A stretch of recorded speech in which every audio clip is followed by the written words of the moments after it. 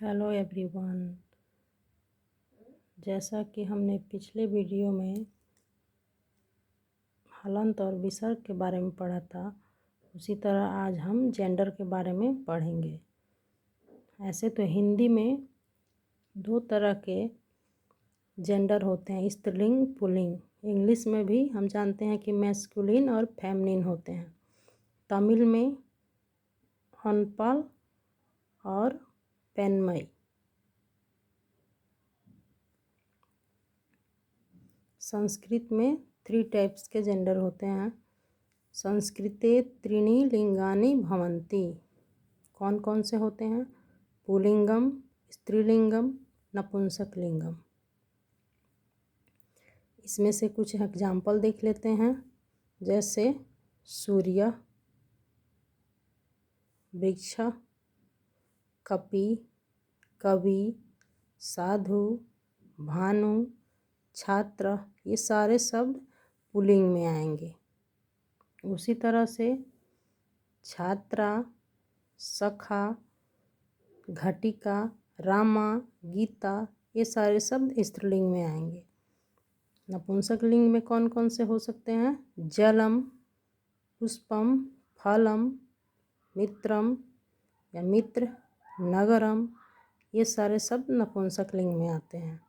इसके लिए रूल्स होते हैं जिसे हम बता दे रहे हैं। जैसे कोई भी शब्द जिसका लास्ट में जो फिनिश अ से हो या अह से हो, वो शब्द पुल्लिंग होता है।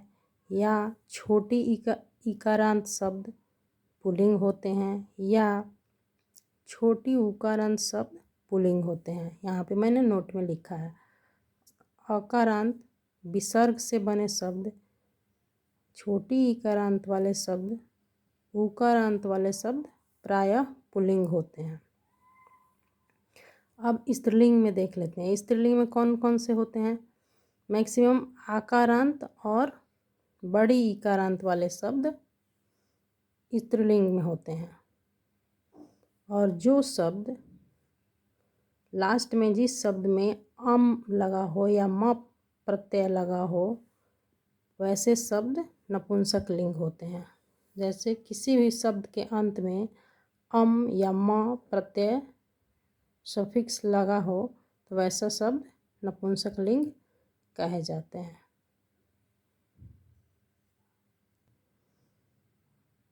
अब हम लिंग को पढ़ने के बाद वचन के बारे में और पर्सन के बारे में भी पढ़ेंगे।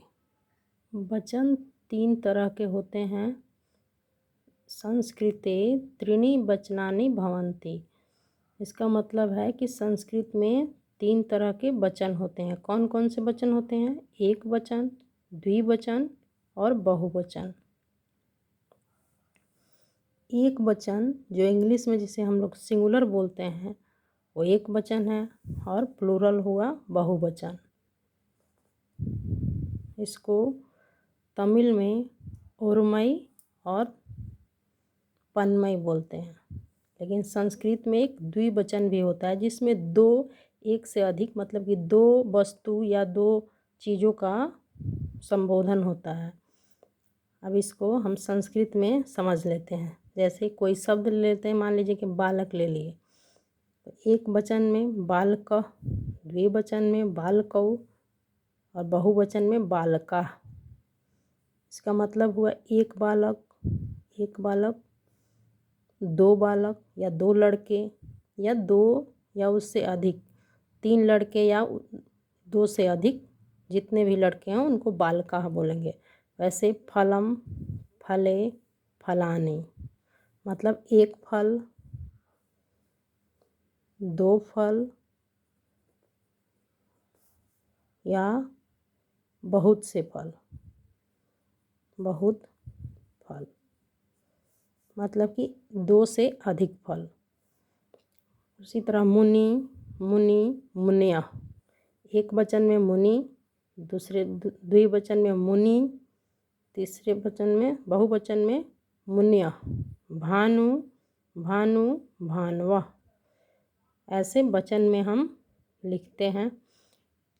इसमें और भी बहुत सारे शब्द का अलग अलग उच्चारण होता है जो हम बाद में कभी डिटेल में बताएंगे। अब हम पर्सन के बारे में जानेंगे।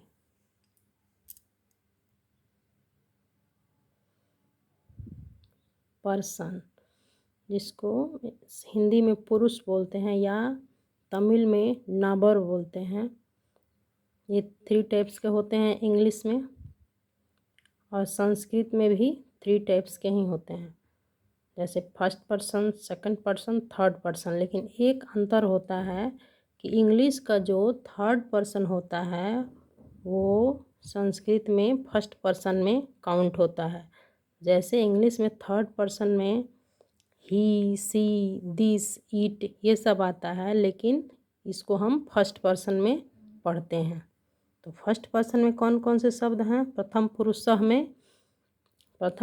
में आता है सह, ही के लिए, सा, सी के लिए, और तत्, दिस के लिए, या कोई भी प्रोनाउन शब्द, बालक, राम, ये सब। सेकंड पर्सन में मध्यम पुरुषः में युष्मद शब्द रूप आता है। युष्मद मतलब कि यू से related, you, your, you, to, ऐसे करके जो भी यू से रिलेटेड शब्द आते हैं वो होते हैं। और उत्तम पुरुष में जो इंग्लिश का फर्स्ट पर्सन होता है, जैसे आई, वी, अस्मद शब्द रूप वो आते हैं, जैसे अहम, आई के लिए अहम, आवाम, वयम। प्रथम पुरुष में एक वचन में वह के लिए, सह के लिए, सह और ही, द्विवचन में तो, बहुवचन में ते।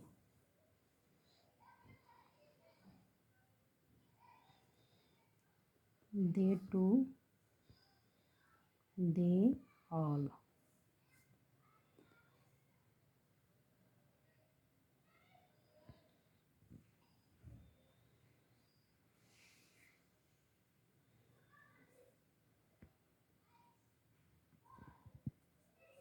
त्वम, व्याम, व्यम।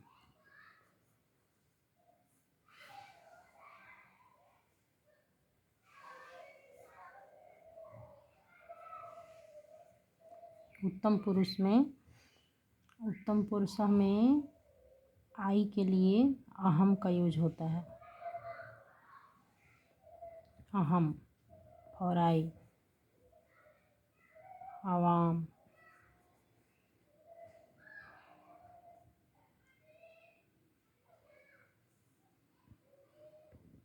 वयम।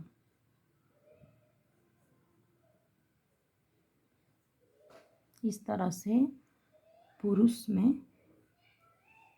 में स, तो, ते।